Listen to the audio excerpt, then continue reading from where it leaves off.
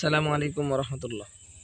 আপনি যদি নতুন কন্টেন্ট ক্রিয়েটার হয়ে থাকেন, যা আমার মতো, আসলে এই ফেসবুকে আসার পর আপনার অনেক কাঠকর পোহাতে হবে। আর কাঠকর পোহায় আপনাকে ফেসবুকে সফল হতে হবে। আর সফলতা 1-2 দিনে আসে না।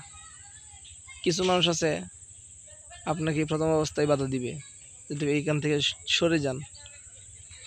আসলে সফলতা পাইতে হলে প্রত্যেকটা জায়গার মধ্যে আপনার কঠোর পরিশ্রম এবং তপস্যা অবশ্যই লাগবে। আর এগিয়ে যেতে হলে ধৈর্য ধারণ করতে হবে। আর এই জিনিসটাই সবচেয়ে বড় একটা বিষয়। আমি যখন এই লাইন প্রথম আসি, অনেকেই অনেক ধরনের কথা বলতেছে এখনও, মানে অনেকে ছাড় দিয়ে কথা বলে না।